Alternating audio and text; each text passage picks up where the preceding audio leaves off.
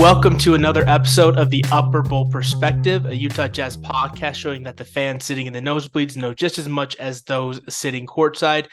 And last week on our podcast, we talked a lot about free agency and what we were hoping would kind of happen. And a lot has happened since our last episode. So we are excited to break it all down for you today. Obviously, the biggest news is the John Collins trade. We're going to be talking about that in the first segment. In the second segment, we're going to be talking about some of the other things that have happened with the Jazz, such as players picking up contracts, along with one other smaller trade that happened just a couple of days ago. And finally, in our third segment, we're going to throw a couple over-unders to each other just as we start to prep for what the season's actually going to look like now that we have a better idea of what the roster is going to look like on game day. We will excuse Landon this week. He is out with family for the holiday, but I'm sure we will see him again next week. Now, Kyler, I know that the John Collins trade happened almost a week ago now, so we've had a lot of time to digest it. And the more you think about the history of John Collins, the more that you think about the kind of player he is, the more interesting this trade gets as you kind of dive into it. The trade was pretty simple. We traded Rudy Gay and a future second-round pick for John Collins. For Atlanta, this was essentially a salary dump so that they could absorb some more flexibility going forward. And for the Jazz, they were able to acquire an asset that can only be classified as a little bit distressed.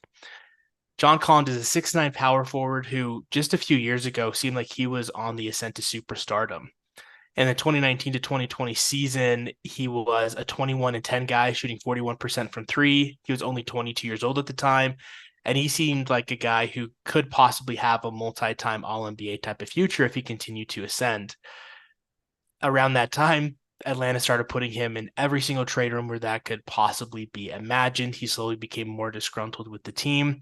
And last year, he only averaged 13 points and 6.5 rebounds per contest and was kind of relegated to almost a fifth starter position. I even saw a report saying that he actually had the seventh highest usage on an Atlanta team, where his offensive talent would suggest he should be getting more turns with the ball. And when you think about even just a couple years ago, it was rumored that Atlanta wanted a couple first-round picks and a young player for him, to now that we're getting Rudy Gay and a second-round pick for John Collins. It's incredible to see how far his value has fallen in a short amount of time, and it's really interesting to imagine the kind of future that he will have with the Jazz. But before we get too much into some of the nitty-gritty, Kyler, when you saw this trade come through, what were your first initial thoughts? Initially, it was really interesting just because, in that last podcast, we talked about the Jazz being a team that was going to accept probably some salary, but I didn't think it would be a 3-year contract in the form of John Collins. And it also gives us another guy who I think is best utilized as like a four in the NBA. Where I think like pretty much all of our forwards are probably best as fours in the NBA, if we're being honest.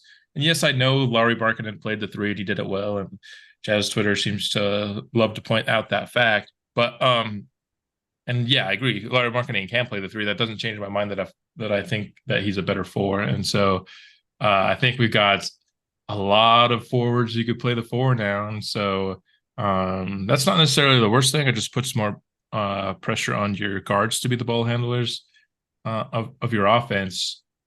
But John Collins, the fact that he's still just 25 and he's got 3 years left on his contract, he's going to probably be a Jazz man for a while unless he can really rebuild his value into being a trade asset, I suppose. But didn't think we'd be making a long-term piece. I wouldn't necessarily call it win now, which some people who shall not be named in the YouTube comments are trying to call me out because I said the Jazz probably weren't making a win now move. I don't know if this is necessarily one of those. I think it's just basically you get an upgrade for free. Like Rudy Gay in a second is equivalent of being free, So at that point, you just do it. I don't think it's a win now move. I think you got the opportunity to upgrade for free and you took it, which is just good roster construction. And so even though fit a little bit weird to me, like I just said, a free upgrade is something you just don't pass up on it as a team, I don't think, especially because you needed to get to the salary floor and you probably didn't want to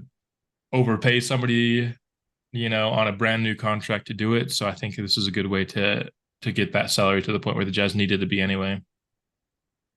Yeah.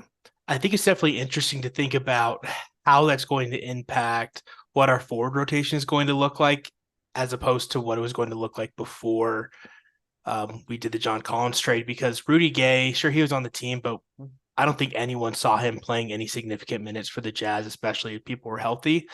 What is going to be interesting is how is John Collins joining the Jazz going to affect the minutes for two of our first round picks this year, which was Taylor Hendricks we took with 9 and Bryce Sensabaugh that we took with 28. John Collins, even though he had a down year the last couple seasons, especially with his 3-point percentage dipping from around 40% to, I believe last year he only shot like 29% from three. As of right now, he is a better player than the Taylor Hendricks or a Bryce Sensabaugh would be.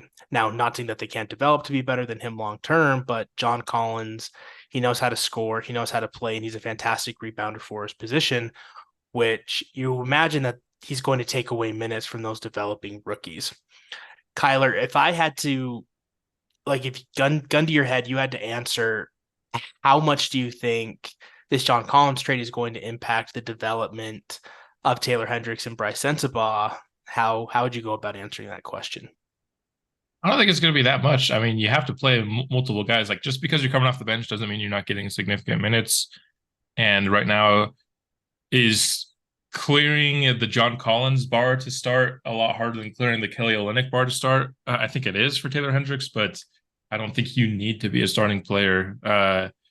This is probably an extreme example, but you could probably think of others as well. Like James Harden was a six man coming off the bench for the Oklahoma City Thunder, and I don't think that affected his development. He was getting plenty of time despite the fact that he was coming off the bench, and so you need more than just your starters to be playing big minutes for you. And so for Taylor Hendricks, I don't think it's going to impact. I think he's probably still going to have close to the same role that he was going to have regardless, maybe just not in the starting lineup. And then Bryce Sensabaugh, I think it's going to take him time anyway. We've done a lot of research on our picks since the draft, and man, oh man, is he a bad defender. And so I just don't think he's going to have an early role at all. I think he's going to need to fix his defense before he gets on an NBA court. And I think by the time that's the case for him, that he's going to be ready for at least consistent minutes, John Collins might not be on the team anymore. So whether trade or whatever. So at the end of the day, I think it makes the bar harder to clear in terms of Taylor Hendricks being a starter. Like I said, I don't think that's necessary for his development, so I don't think it's going to do too much.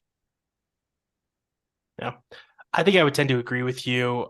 There are so few players who come into the league who are ready to start playing in a starting caliber role as soon as they enter the league. Now, there are more players who are able to develop that towards the end of their rookie seasons or in their second or third year. But just with how early we draft guys, especially high lottery picks, the expectation for the great majority of NBA players, regardless if they'll be good down the road, to play a starting position when they're only 18, 19, or 20 years old is just something that's not realistic. I think the fact that we have another guy in John Collins who, despite some of his other flaws, he was a great three-point shooter earlier in his career. He's a fantastic rebounder for his position, and he plays pretty intelligently, at least offensively, in terms of his cutting and his spacing, that I think he could play a really natural kind of mentor role or be somebody that a guy like a Taylor Hendricks specifically could maybe look up to or learn some things from. But regardless of the fact that we may be excited that we got an upgrade for free, Rudy Gay in a second, like you said, basically free. There are definitely some questions in terms of what does John Collins actually bring to the Jazz. You always get a little bit nervous when you see a guy who at 22 years old was being talked about as, could this be one of the next stars in the league? Like he had that type of buzz in the 2019-2020 season, and his 3-point percentage, his scoring, and his rebounding has gone down every year since then. Because to go from a 21-10 guy to a 13-6 guy in the course of 3 seasons, especially when you should be getting into your prime, he's only 25 years old, that is a little bit concerning. And you certainly want to see, like, is he going to continue to be that 13-6 guy? Is he going to continue to regress? Or is he going to become more the player that he was a few years ago? So my question for you, Kyler, is what do you think is the most likely path for what kind of player John Collins will become playing with Utah as opposed to the last few seasons with the Hawks? Man, I think he's going to be better than last year. Like you said, he's regressed really 2 seasons in a row. He went from 40, almost 41, down to 36 2 years ago, down to sub 30% last year from three. So you got to hope that that's going to come back up in terms of a shooter, because I feel like he's kind of need to be able to shoot to really be super effective. But I'm hopeful that a change of scenery, not only just a change of scenery, but the Jazz, the way they run offense is so different from Atlanta. And yeah, I know Atlanta changed coaches recently, but kind of the offense that he was running during his downfall was basically one of those heliocentric, everything runs around Trey offenses, and it leads to a lot of guys standing around. And I think the Jazz are going to have him moving around a lot more, which I think will help because he is really athletic still. He's not past his prime in that sense. So he's really explosive. Definitely, lob threats, can definitely handle the short roll. Has a little bit of passing chops, but not anything that you'd call him like maybe above average. But he can do his part, and so um, I think in an offense like this, he can definitely thrive if he gets his shooting at least back up to the mid to high 30s. You don't want to see sub 30%.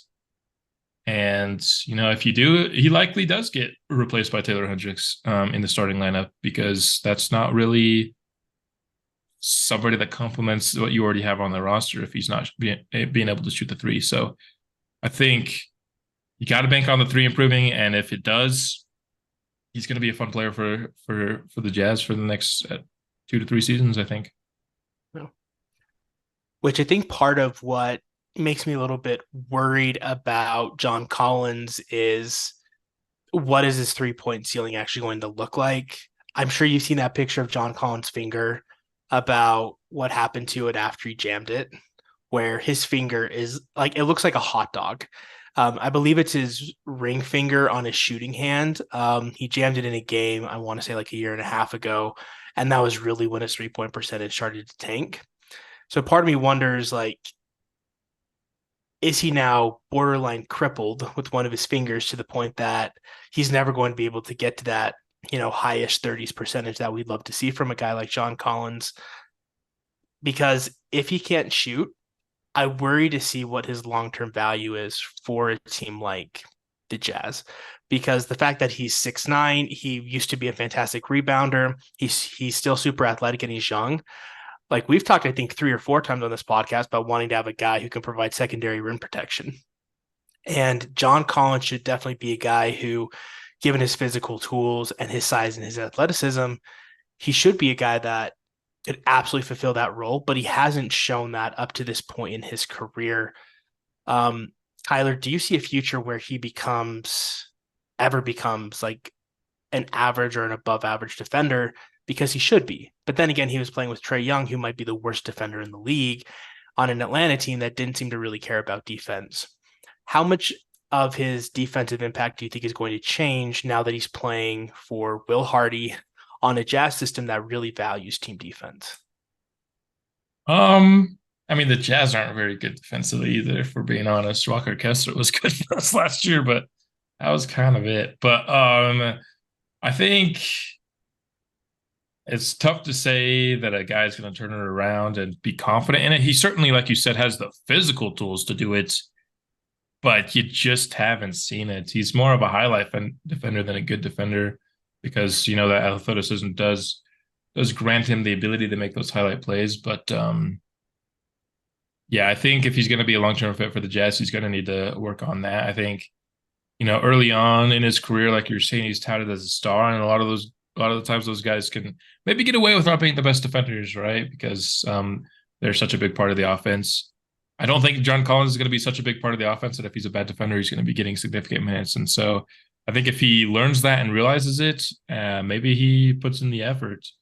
I just remember back in that season that you're talking about, was 21-10 season, there was a social media post by Atlanta. I think it was him next to Kevin Durant. It said, MVP and future MVP. Like that's how high people, or at least Atlanta people, were on Yeah. John Collins at one moment. And so when you're that level, maybe you could get away with not having as much effort defensively. See Donovan Mitchell, who was brought in the league as a defender, but was able to kind of not really try on that end because he was such a big part of our offense. And so I think now that his offensive role is going to change, hopefully he realizes that a defensive role will have to change as well. But can I say that I'm confident in it? I cannot.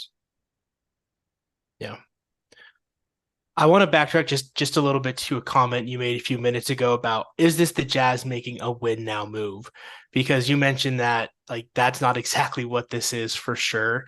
And I would agree with you that John Collins, while I think Utah did a great job with this trade, I think that absolutely that like this is a move you make 10 times out of 10 if you're the Jazz, if that's all you have to give up for a guy like John Collins. But I think that one thing that I would want to stress here is that the Jazz are not going to come out and just because we added John Collins are going to win, 50 games next year.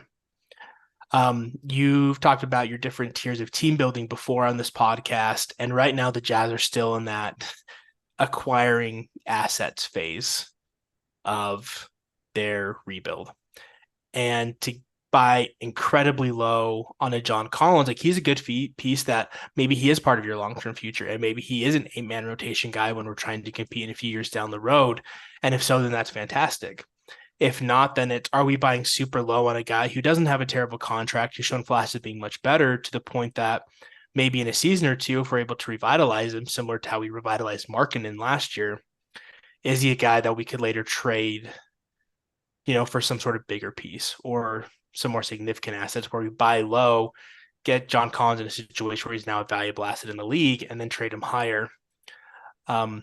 What do you think is the most likely scenario for John Collins when he's in the third year of his contract that he's currently in? Like 3 years from now, do you think it's most likely that he's still playing with the Jazz, or do you think it's more likely that at that point he's been dealt for other assets?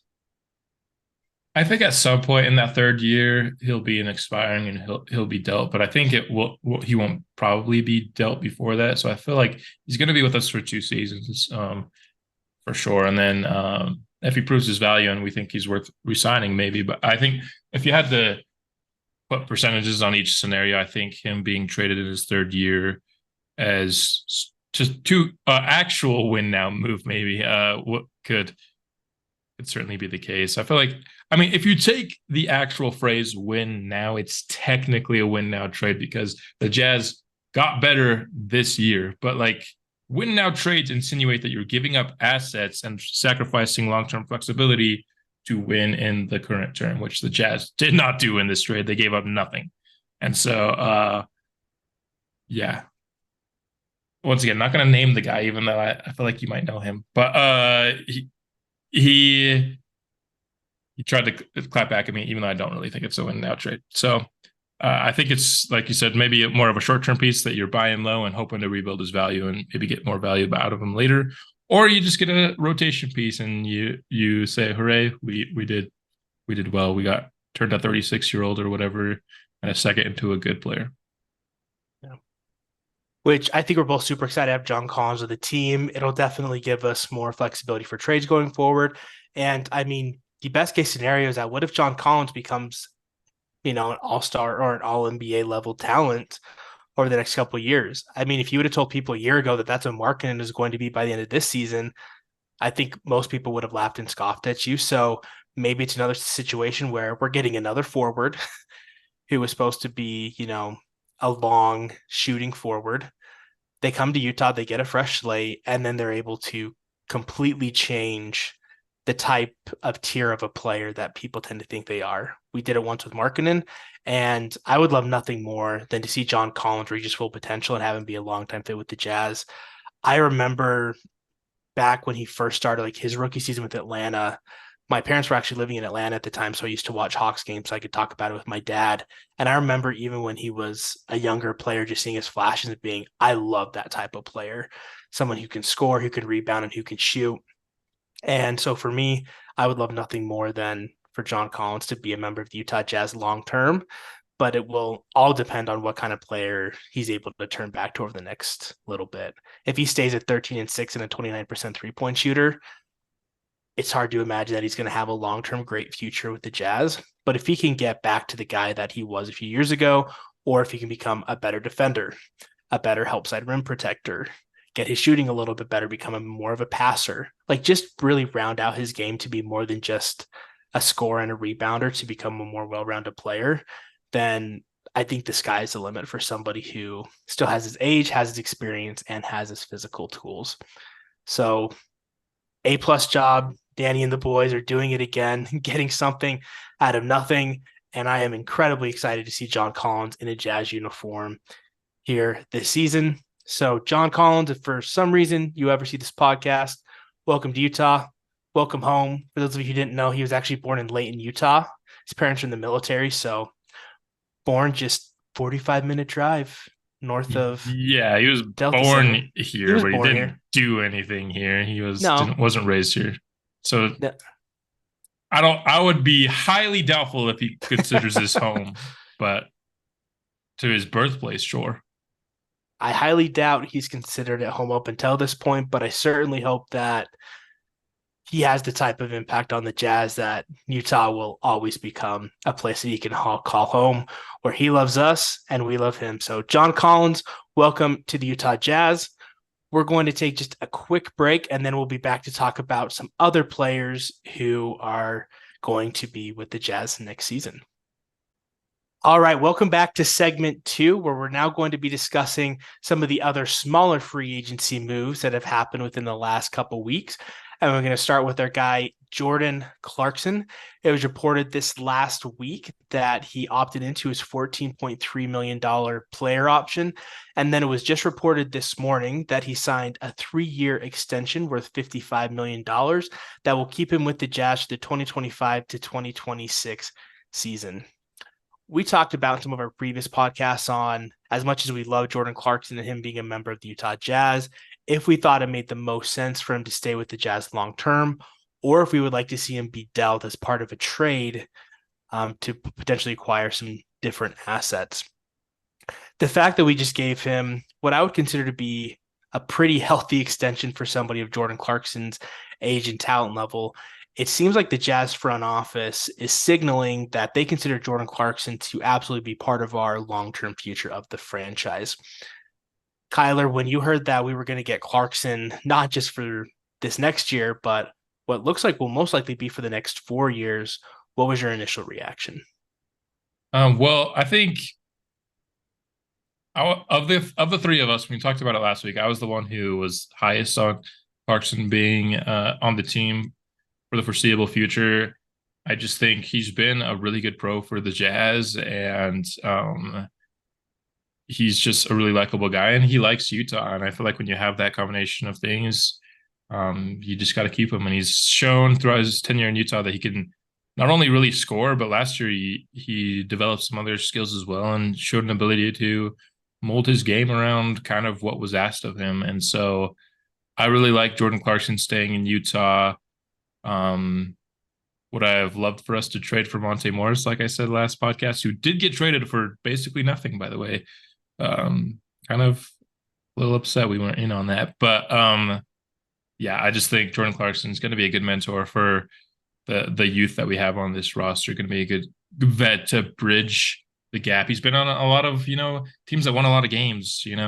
Was with LeBron's Cavs. He was with, the Jazz, who were the number 1 seed. And so he's experienced some winning, maybe not a true like multi-championship kind of guy who's been like a big part of all these great teams, but he has had, a lot of experience with winning. And so I think that's going to be a valuable role. And I also think the asset is tradable if he decides after a year or two that, you know what, I feel like it's time to move on. The contract is decent, but it's not even 20 million, which I feel like can always be traded. So I think knowing that we got John Collins for next year, like once that trade kind of came through, it made me like the Clarkson extension just a little bit more. I know that like the Warriors have talked before about they originally wanted to have two timelines, right? Where they wanted to have the Steph and the Clay and the Draymond, but then they also had like the Wiseman, the Kuminga, and the Moody's, and they were trying to do the two timelines where they could hopefully, when Steph and Clay and Draymond look at retiring, that they would have a good slate of young players who they could then build their foundation around going forward. And now that we have John Collins and now that we have Jordan Clarkson, who should be on the Jazz, or at least we have control for them being on the Jazz for both of them for the next 3 seasons, Clarkson 4, it does make me excited in terms of I think the Jazz are going to play it really safe with the rookies that we got this year. And I mean that in a good way. I think they're still going to get a lot of minutes to develop, to make mistakes, and to learn how to go from being good players at a lower level to being good players at the NBA level.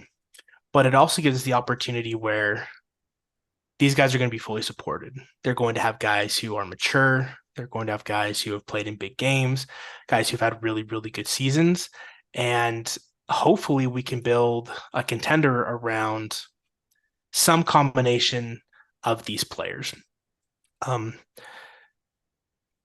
know that Kyler, you mentioned with Jordan that you've seen him mold his game a little bit over the last few seasons. What do you think Jordan Clarkson's going to have to do differently now than he did the previous couple seasons? Because even when he was the sixth man of the year, how he played basketball compared to how he played last year as a starter was a very, very different Jordan Clarkson. So if there was anything that if you could sit down in front of him and tell him, Jordan, this is what I want to see you do differently this year or focus on more for this year, what would you want to tell him? Honestly, I think he played well last year. Honestly, I don't think there's much in terms of his game. Like you could say, Jordan, you should be a better defender. I just don't know if he has the ability or the frame to really do that. So I wouldn't ask him to. That's not, I don't think ever really going to be a big part of his game. But honestly, I would just ask him to focus on helping Keontae really become somebody who can deal well with what's going to be ups and downs in his career. Jordan's had shooting slumps, and I'm sure he's learned how to react to them. Help Keontae when he's going through slumps, or help him deal with the rumors or whatever. There's a lot of other things outside of the basketball court that come with being an NBA player, and I feel like I would just want Jordan to kind of take Keontae under his wing and show him how he's dealt with a lot of these things. And but on the basketball court, I think Jordan is a good player for the Jazz. Yeah. I think it'll definitely be fun. I mean, as much as I love what OKC has done in terms of their rebuilding over the last few years in general, one thing that has been a question is who is the adult in the room, right? Who is the guy who can be, hey, I've been here before, I've been through these hard times, or I've been through these difficulties, and is really able to allow his teammates to lean on his experience and his knowledge and his life experiences over the course of time. And I don't know. As much as I love all those young OKC guys, like, is there part of their development that they're missing when they don't have that mentorship with some of these older players? So even though I still think we're going to see a lot of minutes out of Hendricks and out of Keontae George next year, Sensabaugh, we'll see kind of what happens with his defensive development. But it does make me excited knowing that these guys are going to have an incredible support system, not just from the front office and the coaching staff, but from the guys that they're playing with every single day, who will hopefully help them mature quickly, who help them learn some of these difficult lessons and just help them get to whatever their potential is going to be in the NBA a little bit quicker because they can kind of help guide the way. And just two more quick things that we're going to go over. I don't think there's much to talk about with either of these. Talen Horton-Tucker opted into his 11 million player contract. I don't really have any thoughts there. Welcome back, THT. I don't think you're going to see a huge part of the rotation, especially towards the end of the season. But Kyler, anything you want to talk about there? I guess we could just shout out one of our commenters said that he would pay THT. I think he said he'd pay him like $14 million over I an saw that one. extension. Would you do that? No, not even a little bit. I wouldn't either. I feel like people are overrating what he did. I feel like he definitely improved, but yeah, I'm happy to bring him back for one more year on 11 million. We need to use the cap space anyway. Give him one more year to prove that he's continuing to improve. But I'm not going to go out and hand the guy a multi-year $14 million extension yet, personally. Like if you look at the guys who are getting paid in that $15 million a year range, pretty much all of them are better than Talen Horton-Tucker, more consistent than Talen Horton-Tucker. So I don't mind Talen Horton-Tucker.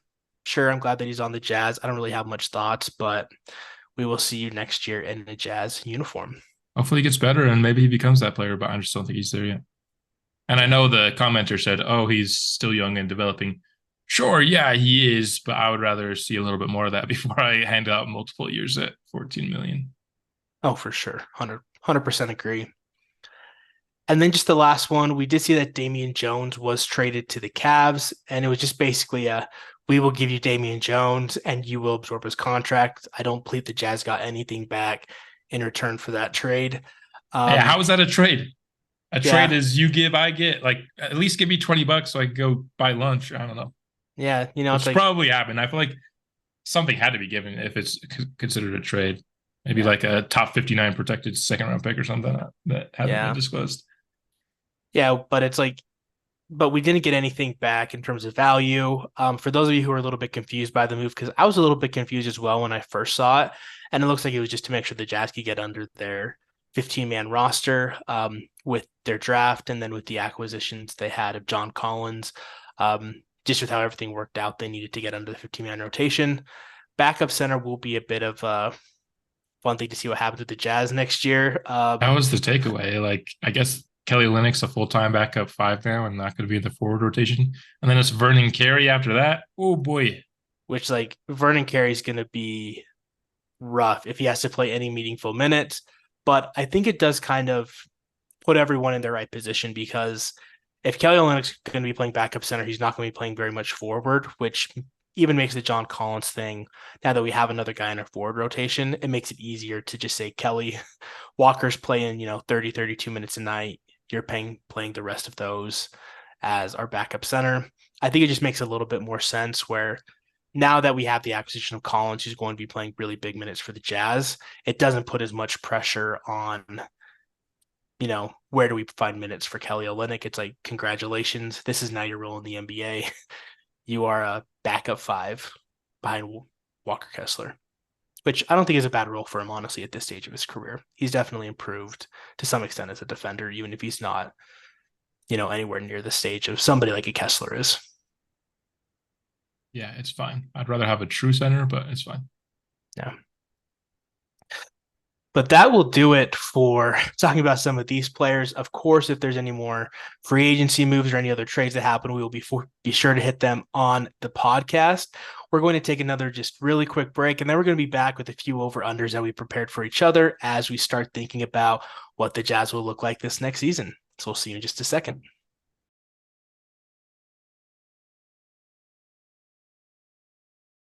Welcome back for our third segment where we're going to have a little bit of fun as we start to begin to preview what we think the season is going to look like, playing a game of over-unders.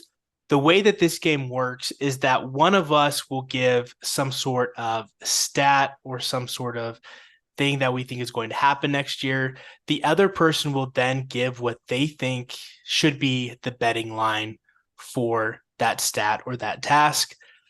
So for example, just a random one, like what do you think, like how many starts do you think Walker Kessler is going to have next year?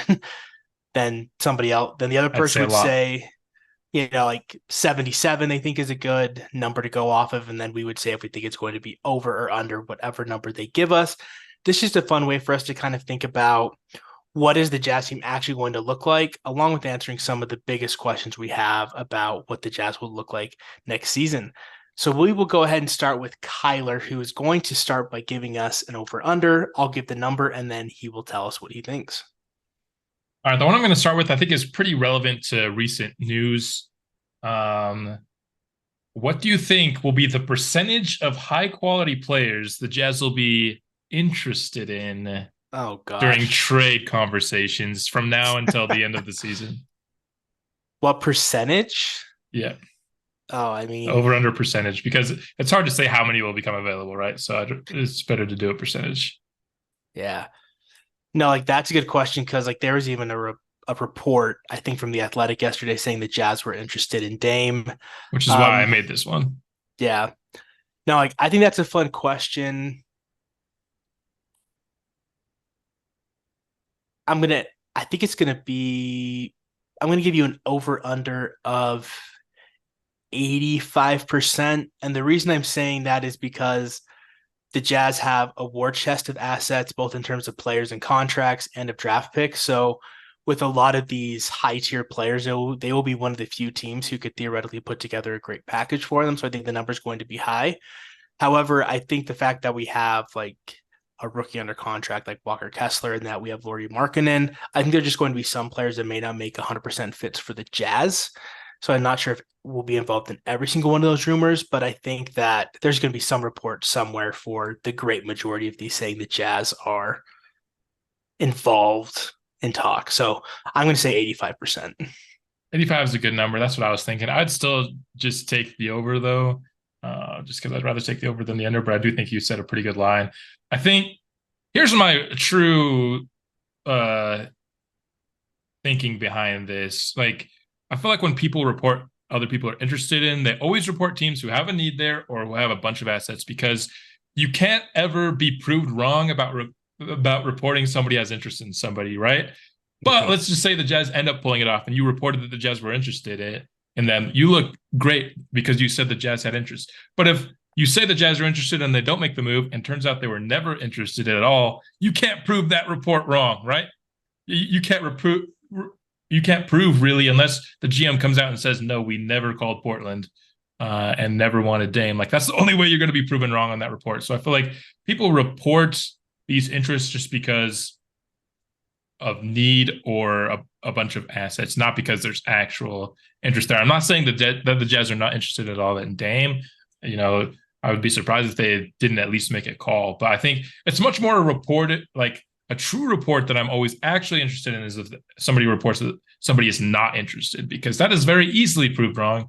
Because if the team acquires them, you are obviously wrong. They were actually indeed interested. So I feel like people only ever report someone's not interested when there's actually intel there, or I feel like reporting interest, you can do that easily. I'll tell you right now, the Jazz are reportedly interested in Tyrese Halliburton. Sure. Prove me wrong. Prove me wrong right now. You know? So that's what I think about that. So I think because of the assets, like you said, the Jazz are going to be involved in all these rumors, and there's going to be a ton of reports. Whether or not they're true, a lot of them probably not, but we're going to be involved in a lot of these reports. So if I were a Jazz fan, which I am, I'd maybe not pay heed to every report that we're interested in. Literally almost every single player that becomes available in the next year, probably the next 2 years, 3, maybe, because we have a lot of picks in a lot of the next several seasons. And so, yeah, I would maybe not take those rumors as gospel if I was most of these other Jazz fans who I see that are taking a lot of these rumors as gospel. No, I think it's definitely good to temper your expectations. I mean, if you have a good front office, then anytime a good quality player becomes available, you're absolutely making a call. I mean, it's like you saw how the Jazz were able to get John Collins for nothing, and they were the clear winners of that trade in terms of getting the asset. Every team's going to call if they have a good front office, if there's a good player available. So I think the Jazz will certainly be doing their due diligence, just like they should with every player. But in terms of, are the Jazz ready to win right now? They're not ready to compete for a championship in the next year or two. So I'm sure we'll be in conversations, but I think you're right that we'll be at least making calls about practically everybody. All right, my turn. Number of minutes per game Taylor Hendricks will average next year.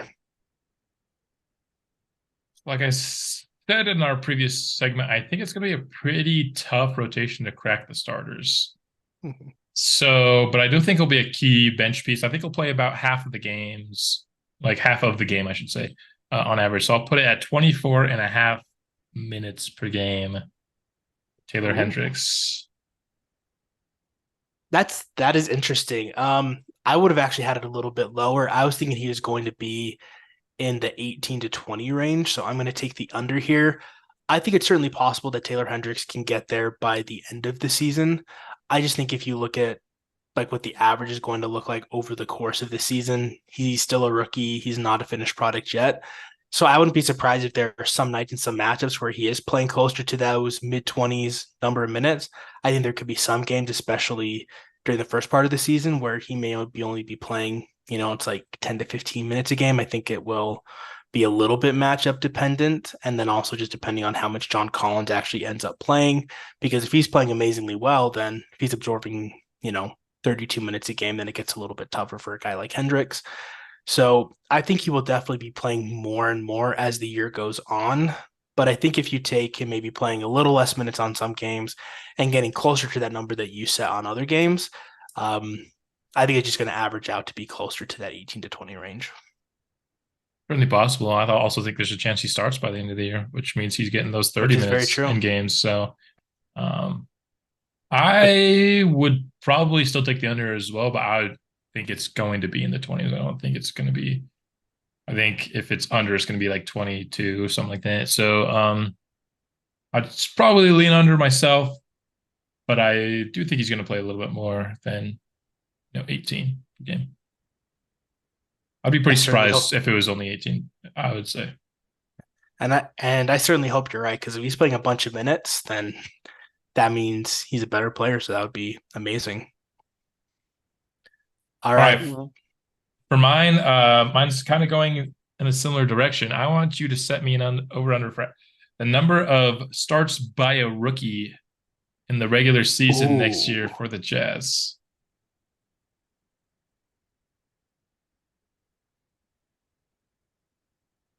this is tough because I think a lot of it's going to be injury specific. Like, I don't think we're going to see a ton of starts out of Hendricks or Keontae George until later in the season. And then I think it's likely going to be if there's an injury. I hope the number's higher, but if I was Vegas making the line, I would probably say 16. Hmm. I would go over pretty comfortably there. I think Keontae George has a chance to start pretty early. I It's think possible.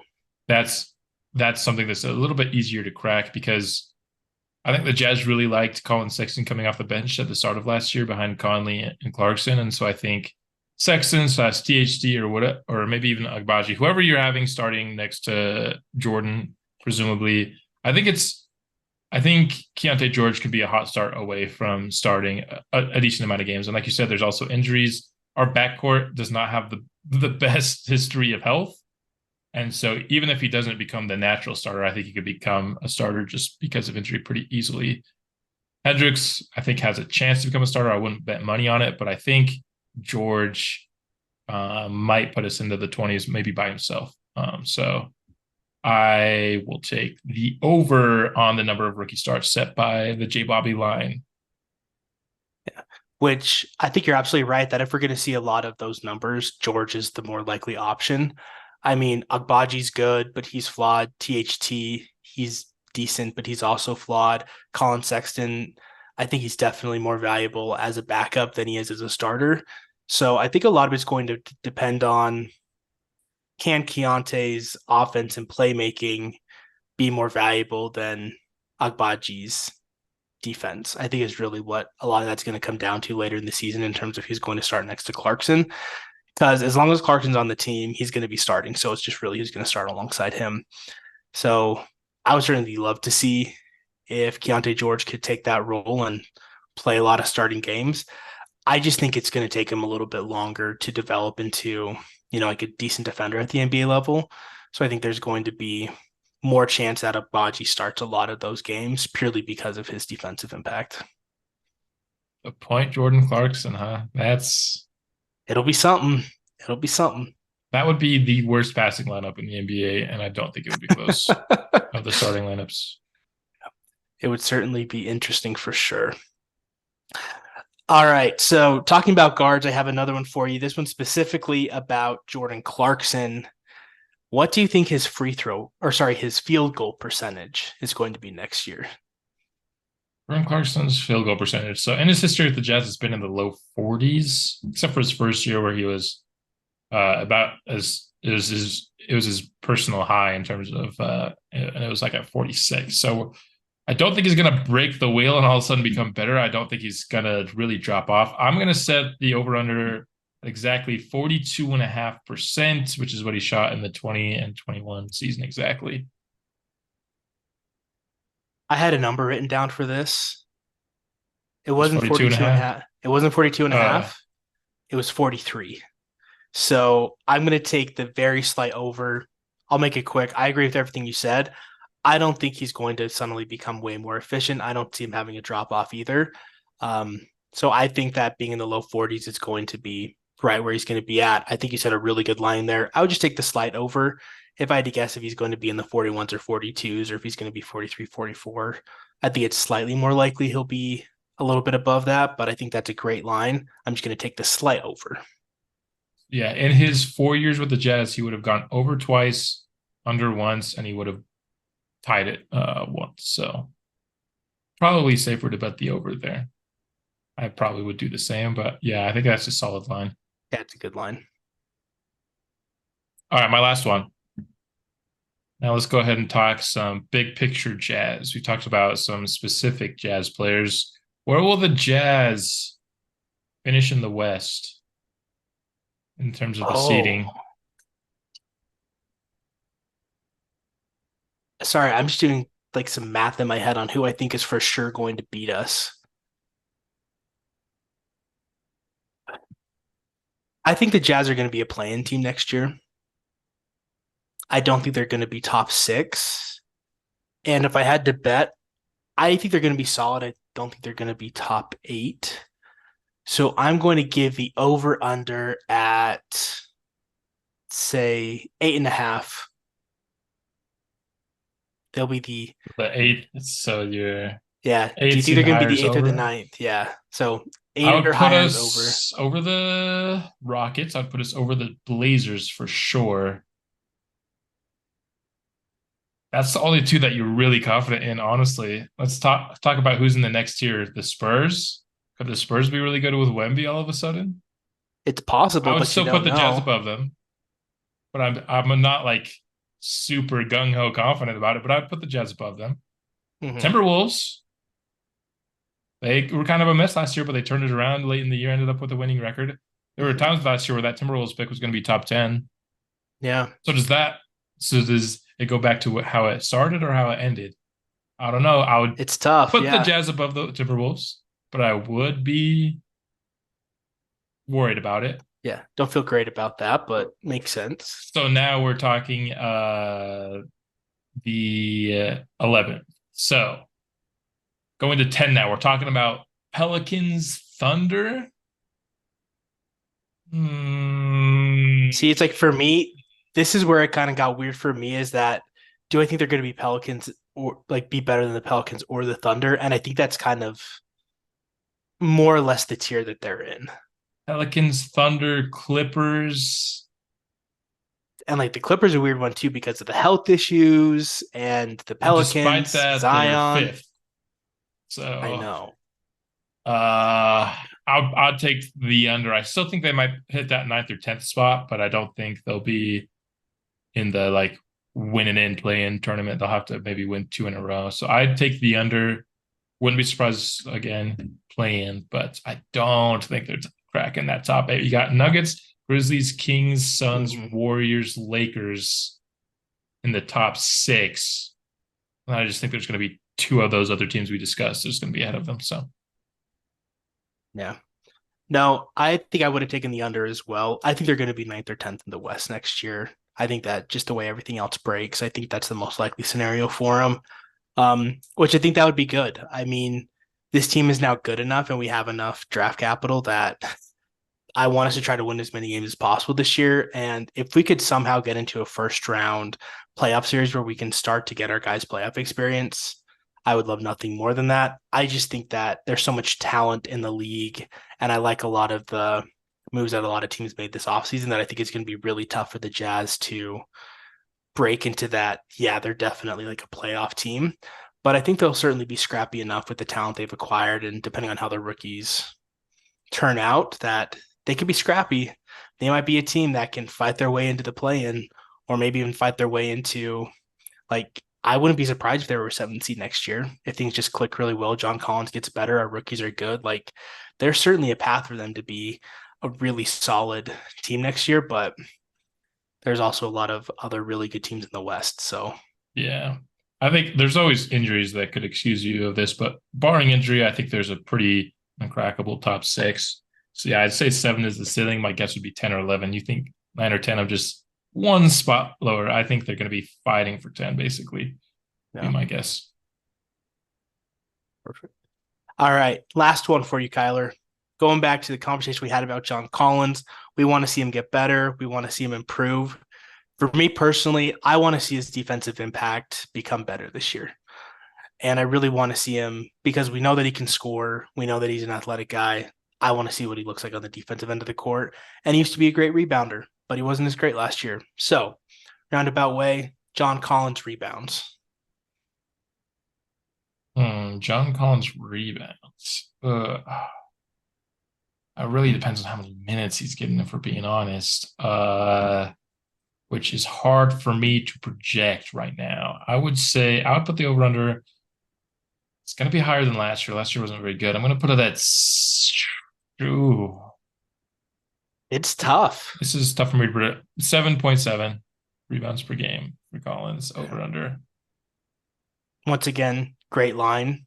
I think he's going to average 8 or just a little over 8 next year. So I'll take the slight over on that. I mean, 3 years ago, he averaged 10 rebounds a game. And this last season, he averaged 6.5. I I don't think it's super realistic to think he's going to go back to averaging 10 rebounds a game, especially when you have a fantastic rebounder and Walker Kessler, and then your guy playing small forward is 7 feet tall. I don't think he's going to have quite as many opportunities, but I think a new situation, a new city for John Collins, kind of that fresh start, I think it'll be really good for him. So I think he's going to tick up. And I think next year he's going to comfortably average around 8 rebounds and start to show why he was considered to be one of the best rebounding forwards just a few years ago. So great line, but I'm taking the slide over.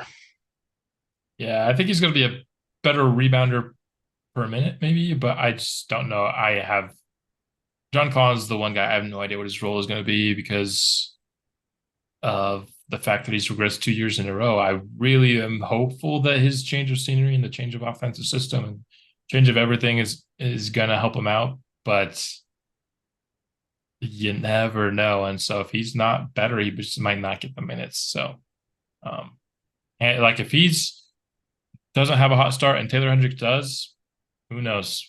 Hendricks could take his job before too long. Yeah, and then at that point, he's definitely not hitting 8 rebounds a game if he's only playing 20 minutes a night. I mean, because like if you're looking at him, if he's going to have 8 rebounds a night, then you're expecting him to play close to 30 minutes a game, He's or a at least somewhere starter. in that area. Yeah, which I think that'll be his role for at least the majority of the season would be my guess. So It's I'll be definitely a safe excited bet. yeah, for sure. Well, Kyler, as always, it is a pleasure to talk Utah Jazz basketball with you. We have John Collins here. We no longer have Damian Jones. We have Clarkson locked down for a long time. And it's fun to see how the future we thought for the Jazz just a couple weeks ago, what it could be. Now we have a much clearer path of what it could look like. We have 3 great rookies who I think we all picked at really good spots. We were able to get John Collins for nothing, see if we could revitalize him the same way we did Lauri Markkanen. And it's just exciting. Like the fact that last year, before the season started, every single like sports commentator that I heard talk about the Jazz were like, they're going to be the worst team in the league next year.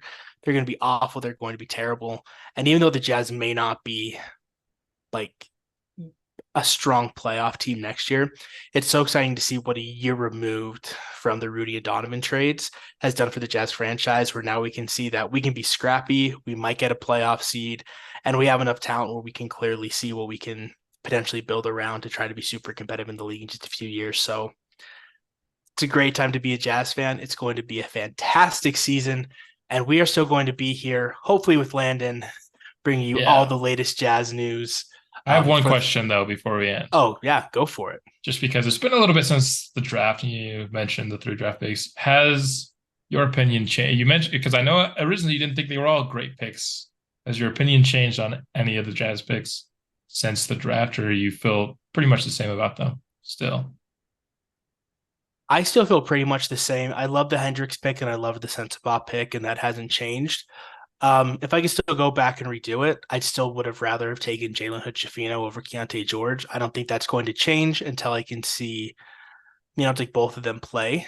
which once you see how they start looking and how they start to develop, it'll be a lot more clear if the Jazz made the right decision there or not. But at the same time, like, I was pretty upset when the Jazz passed up on Jalen Hood-Schifino when we were watching the draft together. Yeah, I wish I would have taped your live reaction because Yeah, none of us was happy, but you were legitimately pissed. And yeah. I was higher on Jalen Ugh. Hood-Schifino than you were. You know what I mean? I was so excited because I didn't think he was going to be there, and then he was there. So yeah, it's like, and and that being said, even though I was so upset that we didn't get Jalen Hood-Schifino, I still like Keontae George. I just, would have had him my third option on my board at that point. So not really much has changed for me. It's just going to be, how do these guys play in the NBA? How does Keontae George look? I'm certainly excited to have him on the Jazz. I think he has a really high potential, especially as a scorer. So I'm excited to see what he brings to our team. But honestly, not much has changed. I've just got to see these guys play basketball before I formulate any final opinions on how the Jazz did on our draft. There. I've done some more research just because I had time. And I will say I'm higher on Keontae George. I think I had him 16th on draft night. If I could redo my big board, I don't do post-draft big board updates.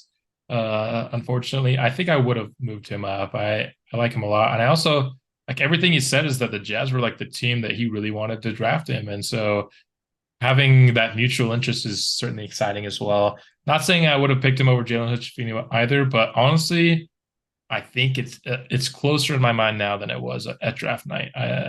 The more research I've done in Keontae George, the more excited I am for him, and that's why I think he could be the over on these rookie starts. I think, passing and defensive consistency needs some work, but I think they're a little bit farther along than I give him credit for, and so I'm excited for Keontae George. He also trimmed about 20 pounds in this pre-draft process, which He has got reportedly lean. increased his, and he's still like 200 pounds, which is good for like 200 pounds for 6'4" is good. 220 pounds, he was even, stronger, but reportedly his workouts, he was more explosive than he showed at college, which I think will definitely help him as well in terms of his at rim efficiency. He was good at drawing fouls there. He just wasn't good at finishing when he wasn't fouled. But I think maybe more explosiveness can get him cleaner looks. So I don't know. Like I said, I still probably have Jalen Hood-Schifino inching him out, but I'm more high on the Keontae George pick than I think I was on draft night. Which we will be able to see how they start to develop here really soon. We have got tickets to Summer League tomorrow, Going to so we're going to be able baby. to see them play. Should be a super fun time, and I just can't wait to see what these guys look like for the first time in a Jazz uniform on the floor at the Delta Center, not the Vivint Smart Home Arena. Delta Center is back, and I've been a Jazz fan my whole life, and I'm just so excited to see what the season is going to bring. And we're going to keep talking about it because this is what we love to talk about.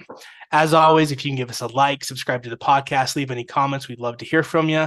This has been another edition of the Upper Bowl Perspective. Go Jazz, and we will see you next week. Ahorita.